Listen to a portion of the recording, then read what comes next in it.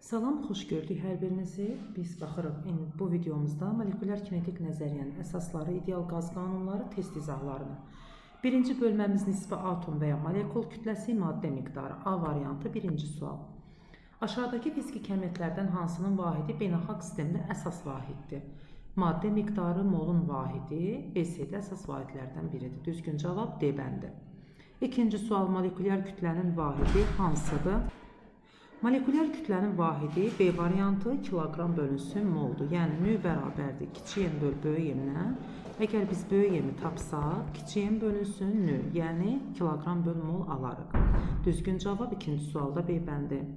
Üçüncü sual, maddə miqdarı hansı ifadə ilə təyin olunur? Variantlara diqqət eləsək görərik ki, düzgün cavab D variantında verilibdir, N bölünsün N-a. Dördüncü sual, 3 litr V bərabərdir, 3 vur 10 üstü mənfi 3 kub metr yazıram. Qazda 6 vurulsun 10 üstü 20 molekul varsa, qaz molekullarının konsentrasiyasını hesablayın. Konsentrasiya düsturumuz N bölünsün V olduğu üçün 6 vurulsun 10 üstü 20 bölünsün 3 vurulsun 10 üstü mənfi 3. Bu isə bizə verir, deməli 2 vur 10 üstü 23. Düzgün cavab 2 vurulsun 10 üstü 23. Beşinci sual. Sualımızda deyilir, molyar kütlə və nisbi atom kütləsi üçün Euler-Venn diaqramında uyğun bəndləri qeyd edin. Molyar kütlə, deməli böyük M və nisbi atom kütləsi üçün biz uyğun variantları qeyd etməliyik. Buna da yazaq M0. Adsız kəmiyyətdir. Bu nisbi atom kütləsidir. Adsız kəmiyyət. Biri buraya yazıram. BC-də vahidi kiloqram böl mol. Elə indicə qeyd elədik molyar kütlənin vahididir. Maddənin növündən asılı olan hər ikisi maddənin növündən asılıdır. Ortaq cəhətdir. Maddənin 1 molunun kütləsidir. 1 molunun kütləsi bu molyar kütlədir. Dördüncünü yazıram birinci hissəyə. Verilmiş atomun kütləsinin karbon atom kütləsinin 12-də birinə nisbəti bu nisbi atom kütləsidir. Düzgün cavab bu şəkildə. Altıncı sualımız. Manometrin aşağıdakı qeyd olunan göstəricilərini müəyyən edin. Ölçmə həddi nə deməkdir? Maksimal ölçə biləcəyi həddir. Deməli, biz burada diqqət eləsək, baxın 16 barla veribdir burada və bir bar 100 kilopaskal olduğu üçün buna yazıram 1600 kilopaskal. Qazın təzyiqi nə qədərdir? Qazın təzyiqi gördüyümüz kimi onun üzərində dayanıbdır deyə buna da yazıram 1000 kilopaskal. Manometrin xətası bir bölgünün qiyməti. Bir bölgünün qiymətini əvvəlcə hesablamalıyam. 2 ən yaxın bölgünü biri-birindən çıxdım. Aradakı xətlərin sayını böldüm. Və kilopaskalla ifadə eləsəm, bir bölgünün qiyməti 10 kilopaskaldır. Onda xəta 5 kilopaskal olur. Düzgün cavab bu şəkildə. Növbəti bölməmiz. Keçirik B variantı testlərinə. B variantı birinci sual. Molyar kütləsi böyük M, sıxlığı rho olan maddənin konsentrasiyası hansı ifadə ilə təyin olunur? Bildiyimiz kimi konsentrasiya düsturumuz böyük M bölünsün V'dir. İndi biz burada N'in yerinə belə yaza bilərik. Kiçik M bölünsün böyük M vurulsun N-a bölünsün V. Burada M bölünsün V rho-nu verir. Rho vurulsun N-a bölünsün böyük M. Düzgün cavab A variantı. İkinci sual.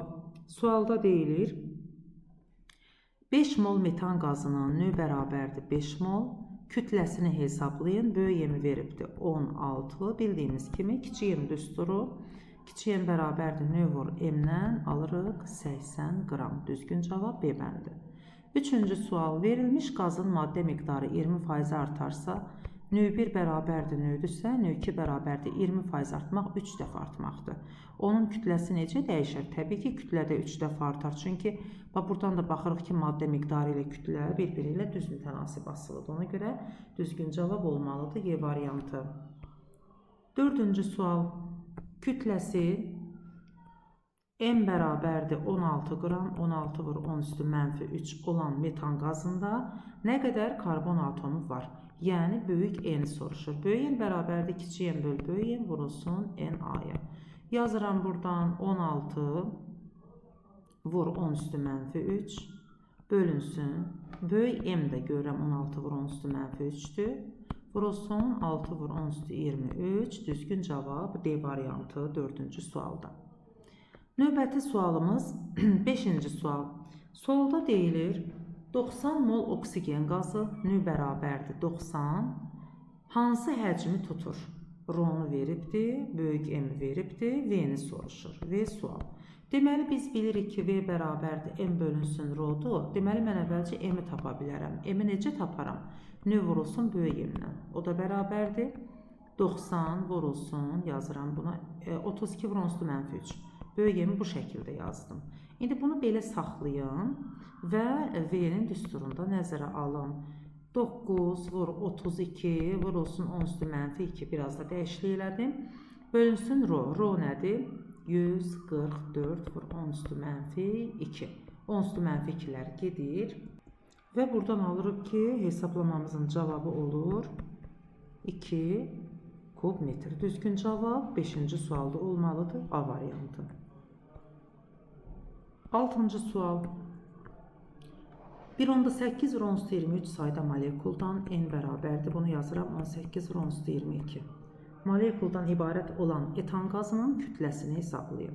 Kiçik M'ni soruşur. Kiçik M bərabərdir nü vurulsun böyük M olduğu üçün nünün yerinə N böl NA vurulsun M yaza bilərəm. 18 10 üstü 22 bölünsün 6 vur 10 üstü 23 vurulsun böyük M-in də yerinə yazırıq 3 qram böl moldu. Bunu yazaq 3 vur 10 üstü -2 qramdan kilograma keçirik. 18'i 6'ya böldüm 3, 3'e 3'e vurdum 9. Deməli bu da elədir, elə bəli 9. Çünki burada da 23, 10 üstü 22 o da sıfırladı. Bizdən qramla soruşur. Ona görə elə 9 qram yaza bilərik. 7-ci sual. 3 vurulsun 10 üstü 23 sayda molekuldan ibarət suyun kütləsini hesablayın. Yenə eyni düstur. N bölünsün NA vurulsun böyük M bərabərdir. 3 vur 10 üstü 23 bölünsün. NA-nı yazdım 6 vur 10 üstü 23. Qramla dediyi üçün elə birbaşa 18 yazıram. Və buradan alırıq ki 9. Düzgün cavab 7-ci sualda da olmalıdır 9. Növbəti bölməmiz molekulyar kinetik nəzəriyyənin əsasları, molekulyar kinetik nəzəriyyənin əsas tənliyi, diffuziya Brown hərəkətidir. A variantı birinci suala baxaq. Biraz da böyüdək bunu bu şəkildə. Manometrlə nəyi ölçürlər? Bilirik ki, manometrlə qazların təzyiqini ölçürlər. Bu isə bizə B variantında verilibdir. İkinci sual, qazların təzyiqi hansı cihazla? İndicə qeyd etdik, A bəndi. Üçüncü sual, ideal qazın təzyiqi hansı düsturla hesablanır? Təbii ki, P bərabərdir NKT. Konsentrasiya vahidi düzgün cavab C bəndidir. Bu hazır düsturlara görə olduğu üçün vaxt itirmirəm. Beşinci sual, aşağıdakılardan hansı ifadə ideal qazın təzyiq düsturu deyil? Deməli, ideal qazın təzyiq düsturu. Birinciyə baxıram, təzyiq düsturudur. İkinci, 3-də 2 kinetik təzyiqdir. Üçüncü, PM bərabərdir o RT təzyiqdir. Amma dördüncü, PV bərabərdir o RT-dir. Bu təzyiq deyil. Yəni, yalnız 4 aid deyil A bəndi. 6-cı sual, kilogram bölünsün mol hansı fiziki kəmiyyətin vahididir? Təbii ki, molyar kütlənin vahididir. Düzgün cavab B bəndi 6-cı sualda. 7-ci sual, təmasda olan müxtəlif maddə zərrəciklərinin bir-birinə nüfuz etmə hadisəsi necə adlanır? Diffuziya adlanır. Düzgün cavab D bəndi. 8-ci sual. Konsentrasiyanı və V-ni veribdir, molekulların sayını soruşur. Say bərabərdir, konsentrasiya vurulsun V olduğu üçün düzgün cavab olmalıdır C variantı 8-ci sualda. 9-cu suala baxırıq. Sualda deyilir 3 mol suda olan hidrogen atomlarının sayını tapın. Böyük n bərabərdir növ vurulsun n adı. Buradan 3 vurulsun 6 vur 10 üstü 23. Bu da düzgün cavab 9. sualda olmalıdır. A variantı. Amma yox, bir dəqiqə hidrogen atomunda olan, suda olan hidrogen atomu H2'də axı bunu 2'yə vurmalıyıq. Bunu yenidən 2'yə vursam, onda düzgün cavabımız eləyir 36 vur 10 üstü 23 bu şəkildə. Onda düzgün cavab olur D variantı. 10. sual. 2 mol suda olan hidrogen atomlarının sayı. Yenə burada da deməli 2 mol suda olan hidrogen atomu H2O hansını soruşur bizdən? 2 mol suda olan atomların sayı. Ümumi burada 3 dənə atom var deyə biz tapdığımız n düsturunu 3'ə vurmalıyıq. Yəni növ vur n-a vurulsun 3. Bu isə bizə verir 36 vur 23. Düzgün cavab C variantı. 11. sual. Sualda deyilir, həcmin sabit qiymətində ideal qazın konsentrasiyasını onu təşkil edən atomların sayından asılı qrafikini müəyyən edin. Təbii ki, konsentrasiya n bərabərdir böyük n böl V olduğu üçün V sabit olanda n ilə n düz mütənasib asılıdır. Düzgün cavab Y variantı. 12. sual açar sözləri mətndə uyğun ardıcıllıqla yerləşdirməyimizi tələb edir. Təmasda olan müxtəlif maddə molekullarının özbaşına qarışma hadisəsi diffuziya adlanır, olmalıdır. Bu hadisə ona görə baş verir ki, bir maddənin nizamsız hərəkət edən molekulları digər maddə molekulları arasındakı boşluqlara nüfuz edə bilir, olmalıdır. Diffuziyanın sürəti molekulların konsentrasiyasından və temperaturdan asılıdır. Maye veya qazlarda asılı halda olan hissəciklərin hərəkəti Brown hərəkəti adlanır. Yox, 4'te Brown hissəciyinin burada nizamsız hərəkət edən Brown hərəkəti 1'də yazılıb, üzr istəyirəm. Burada 1'də Brown hərəkəti 1'i bura yazıram. Bu hərəkətin intensivliyi Brown hissəciyinin maddəsinin növündən asılı deyil. Burada 4'ü yazmalıyıq. Düzgün cavab bu şəkildə. Növbəti testimiz B variantı testidir. B variantı 1. sual. Kütləsi 88 qram olan karbon qazındakı molekulların sayını n bərabərdir. Kiçik m bölü böyük m vurulsun n-a. Kiçik m 88, böyük m 44, n-a 6 vur 10 üstü 23. Yəni düzgün cavab olmalıdır D variantı. 2. sual. V bərabərdir 2 kub qazda n bərabərdir 4 vur 10 üstü 20 sayda molekul var. Qaz molekullarının konsentrasiyası böyük n böl V olduğu üçün 2 vur 10 üstü 20 olmalıdır. Düzgün cavab 2. sualda B-dəndir. 3. sual. 3 mol oksigen qazının kütləsi nə qədərdir? Daha doğrusu 2 mol oksigen qazının. Təbii ki, kütləni tapanda maddə miqdarını molyar kütləyə vurmalıyıq. Bu isə bizə 64 qram verir. Düzgün cavab 3. sualda C-dəndir. 4. suala baxırıq. 4. sualda deyilir ki, 28 qram azotda olan molekulların sayını. Yenə də bizə bütün verilənlərə əsasən kiçik m bölü böyük m vur n-a düsturunu istifadə eləməliyik.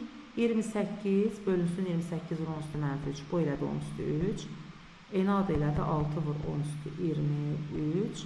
Yəni 6 vur 10 üstü bir dəqiqə. Burada kilogram verilibdir. Burada kiloqramdır. Onda 10 üstü 23'lər gedir. 10 üstü -3'lər gedir. 10 üstü 3 qalmır. 6 vur 10 üstü 23. Düzgün cavab B variantı.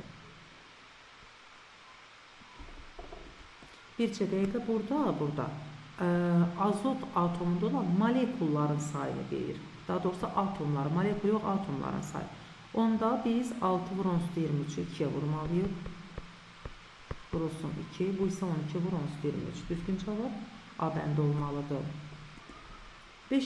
sualda 127 dərəcə Selsi temperaturda Bunu yazıram, deməli üzərinə 273 gəlsəm 400 Kelvin. 400 Kelvin temperaturda 100 kilopascal təzyiqdə yazıram, P bərabərdir 10^5 Pascal təzyiqdə həcmi V bərabərdir 2,8 kubmetr olan balondakı qaz molekullarının sayını K-nı da veribdir 14 vur 10^-24 bizdən soruşur böyük N sual. Deməli, belə yaza bilərəm burada. P bərabərdir N, K, T düsturuna əsasən N'in yerinə böyük N böl V. Buradan N'i tapıram. PV bölünsün KT. Düsturu tətbiq eləsək 10^5 V'nin yerinə 2,8 bölünsün KT. Bunu da yazıram 14 vur 4 vur 10^-22. Hesablama aparsaq buradan düzgün cavab alarıq 5 vur 10^-25. Düzgün cavab D variantı 5-ci sualda. 6-cı sual. Sabit həcmdə V konstant verilmiş kütləli ideal qazın temperaturunu artırdıqda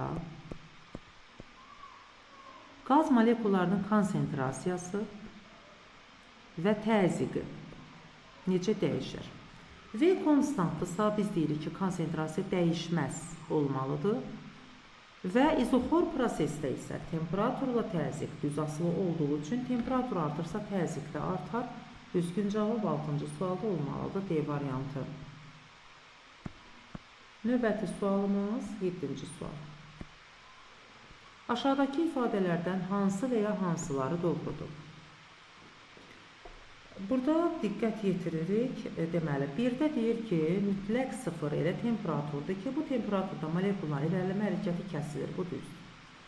2-də deyir ki, temperatur cismin molekullarının xaotik irəliləmə hərəkətinin orta kinetik enerjisinin ölçüsüdür. Bu da düzdür. 3-də istilik tarazılığı halında maddələrin temperaturları eynidir. Bu da düzdür. Düzgün cavab hər üçü, yəni A variantı. 8-ci sual. Sabit təzyiqdə verilmiş kütləli P konstant, M konstant, ideal qazın mütləq temperaturunu 5 dəfə azaltdıqda, deməli T-ni 5 dəfə azaldıram. Onun konsentrasiyası necə dəyişir?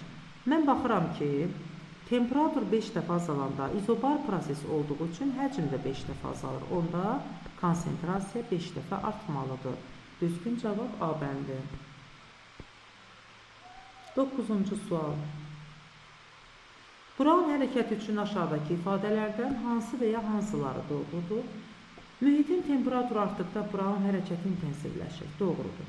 Brown hərəkətinin intensivliyi hissəciklərin ölçülərindən asılıdır. Bu da doğrudur. Brown hərəkətinin intensivliyi mayenin qatılıq dərəcəsinə asılıdır. Doğrudur. Brown hərəkətinin intensivliyi Brown hissəciyinin maddəsinin növündən asılı deyil. Bəli, bayaq da qeyd elədik. Düzdür.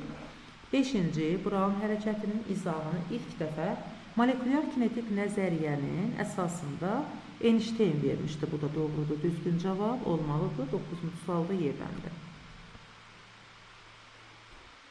10-cu sualda sabit temperaturda konsentrasiya təzyiqdən necə asılıdır? Deməli, təzyiq artdıqca həcm azalır. Konsentrasiyada həcm azaldığı üçün konsentrasiya artır. Deməli, baxdım, təzyiq artanda konsentrasiya artdısa, deməli, düz asılılıqdır. Düzgün cavab Y bəndi. 11-ci suala baxırıq. Sualda deyilir, verilmiş kütləli ideal qaz üzərində gedən proseslərin qrafikləri verilmişdir. Hansı prosesdə qazın konsentrasiyası artır? Qazın konsentrasiyası o vaxt artır ki, orada həcm azalsın. Mən həcmin azalmağına axtarmalıyam. İzobar prosesdə temperatur azalanda azalır həcm. Bir də izotermik prosesdə təzyiq artanda azalır. Ona görə 1-2 və 1-3. Düzgün cavab 11-ci sualda D bəndi. 12. İdeal qazın təzyiqinin orta kvadratik sürətdən asılı qrafiki verilmişdir. P2 bölünsün P1 nisbətini hesablayın. Bildiyimiz kimi P bərabərdir rho V kvadratı bölü 2-yə əsasən biz yəni P'nin V'nin kvadratı ilə mütənasib olmağına baxsaq V kvadratı ilə.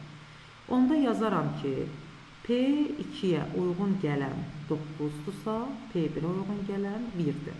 Nisbət 9. Düzgün cavab A bəndi.